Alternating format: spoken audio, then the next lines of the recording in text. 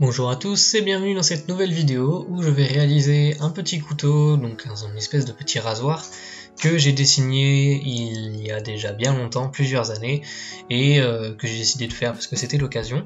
Donc je vais utiliser de l'acier carbone, c'est une ancienne lame de taille électrique. Je m'en suis déjà servi pour d'autres couteaux, ça te prend très bien la trempe et surtout ça devient très dur.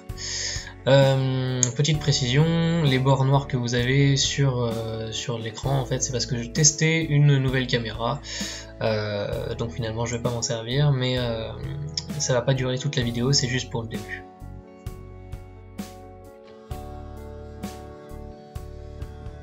J'en profite pour rappeler qu'il vaut mieux toujours faire ces trous avant de réaliser les émoutures. Si jamais le couteau tourne pendant que vous percez, vous allez être content de taper l'acier en pleine épaisseur plutôt qu'en tranchant. Ici je pouvais pas parce que l'acier était déjà durci et j'ai été feignant, j'ai préféré attendre de faire un recuit juste avant la trempe plutôt que de faire les émoutures, plutôt que de faire les trous pardon.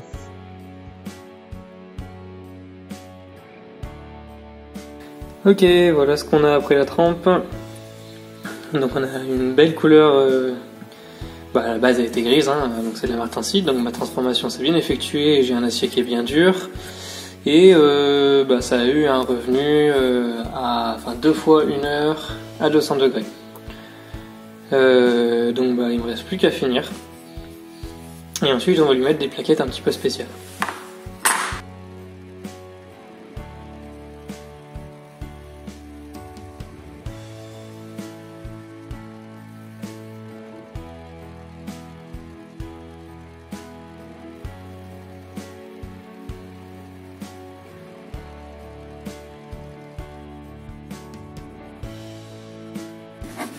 Voilà ce qu'on va utiliser pour le manche. C'est un morceau de planche de skateboard qui m'a été donné par un ami. Du coup, je vais tester ça.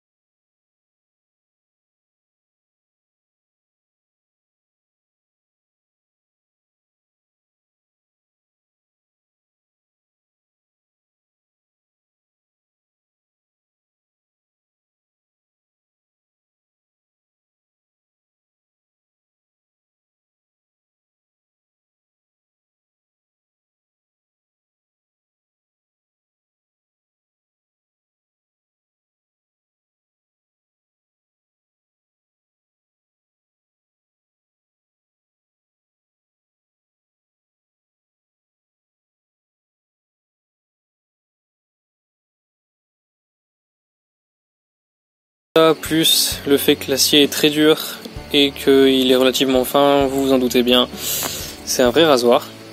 Donc finalement ça colle bien à la forme du couteau. Première fois que je fais ce manche en skateboard, en fait ça se travaille pas trop mal, c'est pas très dur, ça brûle pas. Alors ça je pense que c'est de l'érable, ça va en être aussi, ça c'est... Je sais pas trop, il y a plusieurs bois, c'est tout du bois dur, ça c'est sûr, ou du moins relativement dur.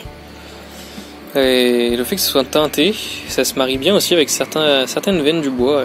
Ça donne un petit côté fantasy, et j'aime bien ça. Donc je pense que je vais encore expérimenter un petit peu avec, parce qu'il y a moyen de faire des trucs sympas. Par contre, comme vous pouvez le voir, la planche à l'intérieur, je pense qu'en fait c'est pas une seule et même plaque. C'est non seulement du contreplaqué, mais dans la même plaque, il doit y avoir des planches des plaques qui sont l'une à côté de l'autre. Et comme les collages sont pas parfaits, ils sont pas parfaits non plus sur le manche, parce que c'était à l'intérieur, donc je pouvais pas y voir. Donc tant pis, hein. Je suppose que ça fait partie de l'aléatoire de travailler avec ce type de matériaux.